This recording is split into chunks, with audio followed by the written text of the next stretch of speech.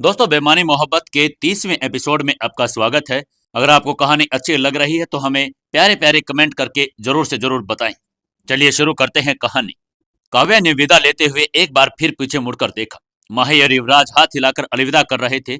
उनकी मुस्कान में छिपा प्यार काव्या को हमेशा याद रहेगा। तभी माही के फोन पर अचानक नोटिफिकेशन की आवाज गूंजी। वो यही सोच रही थी कि इस समय पर किसका मैसेज आया होगा। तभी युवराज ने उसके कंधे पर हल्का सा पुश किया तो उसकी नींद एकदम से टूट गई। उसे होश आया और उसने अपने बैग से फोन निकाल लिया।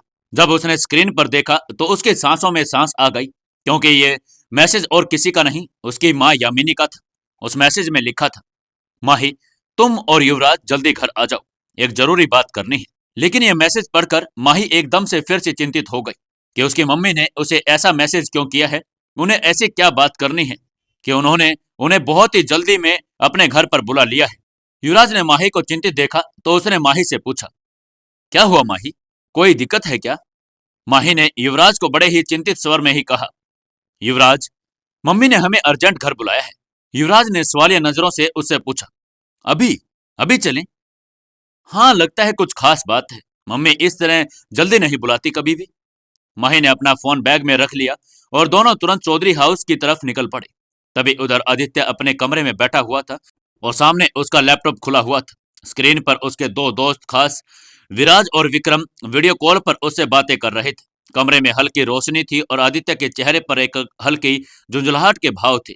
विराज ने मजाकिया लहजे में आदित्य से कहा, यार तुझे वाकई अपनी शादी का प्लान खुद से नहीं करना चाहिए था। अब देख, हमें बॉस के सामने शर्मिंदा होना पड़ेगा। आदित्य ने गहरी सांस लेते हुए कहा, थोड़ी सी समझदारी दिखा लो यार। जब दोस्ती के वक्त बड़ी बड़ी बातें करते हो और अब मुश्किल वक्त में हाथ खींच रहे हो। अरे दोस्ती का यही तो असली मजा है, विक्रम ने मजाक में कहा, जो पीछे खड़ा होकर अपनी कॉफी बना रहा था। विराज ने बात को बढ़ाते हुए कहा, तुम्हें पता है अभी क्लोजिंग डेज चल रहे हैं, बॉस हम पर वैसे भी गुस्से में है। अब तेरी शादी के लिए छुट्टी मांगने का मतलब है खुद को आग में झोंकना। आदित्य ने चिढ़ते हुए कहा, बहुत अच्छे दोस्त हो तुम लोग, वक्त पड़ा तो सब मुंह मोड़ लेते हो, ये दोस्ती है मजाक? इस पर विराज ने हल्के अंदाज में कहा, अरे भाई मजाक नहीं कर रहे, बस तुम्हें थोड़ा परेशान कर रहे हैं। वैसे भी अब तेरी शादी फिक्स हो गई है, हमें तो यही खुशी है कि तू अपनी पसंद की लड़की से शादी कर रहा है। विक्रम, जो अब तक सिर्फ सुन रहा था, कॉफी का मग लेकर वीडियो कॉल में आ गया। उसने विराज को हल्के से धक्का देते हुए कहा, छोड़ो यार, क्यों परेशान कर रहे हो मेरे मुन्ने को? एक ही दोस्त है हमारा जिसकी लव मैरिज हो रही। आदित्य ने मुस्कुराते हुए कहा, हाँ भाई, जिसे चाहा उसे पाकर शादी कर रहा हूँ, वो भी इतनी फिल्मी सिचुएशन में।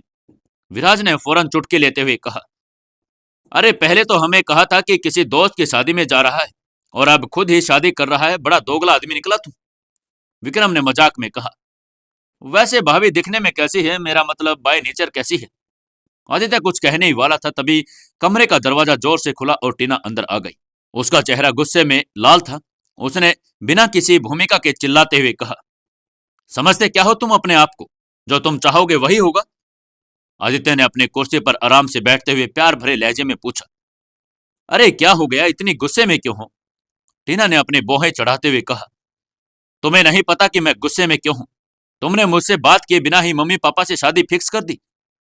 आदित्य ने शांत स्वर में कहा, अरे मैंने ऐसा कुछ नहीं किया, ये सब मम्मी पापा ने तय किया है, मैं तो बस सहमत था उनकी बात से।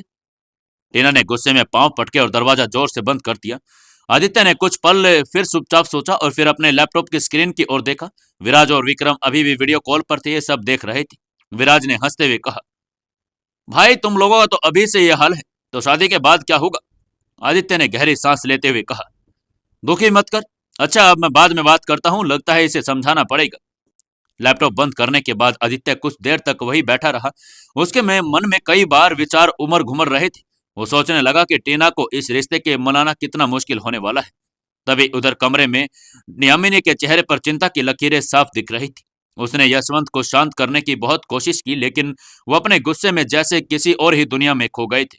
कमरे में अंदर की गर्माहट यशवंत के गुस्से के कारण और बढ़ गई थी। वो लगातार इधर उधर चक्कर काट रहे थे और उनकी आंखों में नाराजगी और लहजे में बेबसी नजर आ रही थी। नहीं समझ आ रहा है मुझे यामिनी, यशवंत ने अपनी आवाज को ऊंचा करते हुए कहा, यह सब क्या हो रहा है? कैसी माँ हो तुम? तुम्हें ये तो दिख गया कि हम अपनी बेटे की पर जबरदस्ती कर रहे हैं, लेकिन क्या तुम्हें अपनी आंखों में बगावत उसके नजर नहीं आई? आखिर किस वजह से उसने सबके सामने सबकी बात काटकर मुंह खोलकर इनकार कर दिया? यामिनी ने एक बार फिर उन्हें शांत करने की कोशिश की। उसने उनके कंधे को सहलाते हुए कहा, बस भी कीजिए यशवंत, आप इतना गुस्सा करेंगे तो आपकी तबीयत बिगड़ जाएगी। यशवंत ने झुंझलाते हुए कहा, तबीयत? तुम मुझे मेरी तबीयत की फिक्र करने के लिए कह रही हो? यहां मेरी इज्जत धूल में मिल रही है और तुम कह रही हो कि मैं शांत हो जाऊं? उनकी आवाज कमरे के दीवारों से टकराकर गूंजने लगी। यामिनी ने उनके सामने खड़े होकर संयम से कहा, देखिए, गुस्से से कुछ नहीं होगा, हमें ठंडे दिमाग से सोचने की जरूरत है। यशवंत ने हैरानी से उसकी तरफ देखा और उसकी आंखों में एक अजीब सी बेचैनी थी। उन्होंने लगभग चीखते हुए कहा, ठंडे दिमाग से? अब मुझे ठंडे दिमाग से सोचना चाहिए? दुनिया के सामने हमारी इज्जत तार तार हो चुकी है, हमारी अपनी बेटी हमें शर्मिंदा कर रही है, और अब तुम मुझसे कह रही हो कि ठंडे दिमाग से सोचो। बताओ, तुम ही बताओ कि मैं क्या सोचूं? यामिनी ने फिर से धीरे से कहा, बेटी है हमारी, उसकी भावनाओं भी समझने की कोशिश हमें करनी चाहिए। यशवंत ने उसकी बात को बीच में ही काटते हुए कहा, भावनाएं?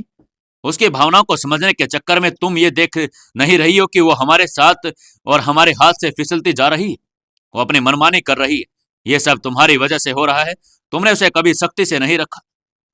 यामिनी ने चुपचाप उसकी बात सुनी और वो जानती थी कि यशवंत का गुस्सा इस वक्त किसी और ही स्तर पर जा चुका था। उन्होंने फिर शांत स्वर में कहा, मैं मानती हूं कि उसने जो भी किया वो गलत था, लेकिन हम उसे समझा सकते हैं। समझा सकते हैं? यशवंत ने तंज कसते हुए कहा, तुम्हें उसकी आंखों में बगावत नहीं दिखती? उसे सबके सामने इनकार करने की हिम्मत कहां से आई? क्या तुम्हें यह समझ नहीं आ रहा कि वो हमारे हाथों से निकल रही है? यामिनी ने फिर उसे कंधे को सहलाते हुए कहा, बच्ची है यशवंत, वक्त के साथ सब ठीक हो जाएगा। लेकिन यशवंत का गुस्सा थमने का नाम नहीं ले रहा था। उन्होंने गुस्से में अपने हाथों को हवा में झटका और कहा, बच्ची? वो बच्ची नहीं है, वो अब बड़ी हो चुकी है। उसे समझना होगा कि परिवार की इज्जत से बढ़कर कुछ नहीं होता, और अगर उसने ये नहीं समझा तो एक दिन तुम सिर पकड़कर रोओगी। इतना कहकर वो तेज कदमों से कमरे से बाहर निकल गई। उनके जाते ही कमरे में एक गहरी खामोशी छा गई। यामिनी वहीं खड़ी रही। उनकी आंखों में बेबसी और दिल में एक अजीब सी कशमकश थी।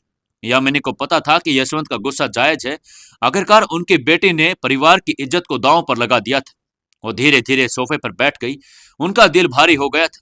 वो सोचने लगी कि आखिर टीना ने ऐसा क्यों किया। उसने सबके सामने शादी करने से इनकार क्यों कर दिया? वो इस रिश्ते के लिए खुश नहीं थी तो फिर उसके पीछे कोई और ही वजह थी? यामिनी ने अपनी आंखें बंद की और गहरी सांस ली। वो खुद से सवाल करने लगी, क्या मैं अपनी बेटी को ठीक से नहीं समझ पाई? क्या मैंने उसकी इच्छाओं को नजरअंदाज कर दिया है? उधर टीना अपने कमरे में आ गई और दरवाजा बंद कर दिया। कमरे में सन्नाटा छा गया था। टीना का चेहरा गुस्से से लाल था और उसकी आंखों में गहरी नाराजगी झलक रही थी। आदित्य ने कमरे में कदम रखा तो वह दरवाजे के पास ही रुक गया। टीना ने उसे पीछे मुड़कर देखा और फिर अपने बिस्तर पर बैठ गई। उसकी भावनाएं उबल रही थी और आदित्य के लिए स्पष्ट था कि यह लड़ाई इतनी आसानी से खत्म नहीं होने वाली थी। आदित्य धीरे धीरे उसके करीब आने की कोशिश कर रहा था कि वो उसे मना पाए, लेकिन टीना वहीं उसकी दूसरी तरफ मुंह करके आराम से बैठ गई थी। उसके माथे पर पसीना छलक आया था और वो गुस्से में उबली जा रही थी। आदित्य ने फिर धीरे से आकर आगे कहा, टीना। अपनी आवाज को उसने बिल्कुल शांत रखने की कोशिश की और कहा, तुम देख रही थी कि मैं अपने दोस्तों से बात कर रहा था। तुमने बीच में आकर जो भी कहा वो गलत था। आखिर तुम्हें यह तमाशा करने की क्या जरूरत थी? टीना ने आदित्य की तरफ देखा और उसकी आंखों में एक अलग ही आक्रोश था। उसने भी अपने पूरे एटीट्यूड में पलटकर जवाब दिया, तमाशा? तमाशा मैंने लगाया है या फिर तुमने? और जब किसी को मेरी परवाह नहीं तो मुझे भी किसी की परवाह नहीं। अच्छा, अब तुम्हें मेरी परवाह नहीं, फिर किसकी परवाह है टीना? टीना ने आदित्य की आंखों में देखकर इतराते हुए कहा, यह सब तुम मुझे नीचा दिखाने के लिए कर रहे हो, है ना? यह सुनकर आदित्य की आवाज भी सख्त हो गई और उसने कहा, तुम जो समझना चाहती हो समझो, मैं तुम्हारी किसी भी बात का जवाब नहीं दूंगा, समझी? टीना ने गुस्से में उसकी आंखों को घूरते हुए कहा, जवाब नहीं दोगे मेरी बात का? जवाब तो तुम्हें देना पड़ेगा। क्या टीना की बात का जवाब आदित्य देगा या फिर उनका झगड़ा शांत हो जाएगा? क्या होगा जब माही और युवराज घर पर पहुंचेंगे? क्या माही और युवराज टीना को मना पाएंगे शादी के लिए?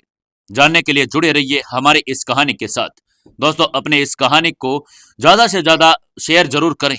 मैं आप लोगों से बस और कुछ नहीं कहता, बस इतना ही मांगता हूं कि आप मेरी मदद करने के लिए इस कहानी को ज्यादा से ज्यादा शेयर करें और एक एक कमेंट करके हमें जरूर बताएं कि आपको कहानी कैसी लग रही है। और जिन्होंने अभी तक चैनल को सब्सक्राइब नहीं किया है वो अभी के अभी चैनल को सब्सक्राइब जरूर कर लें।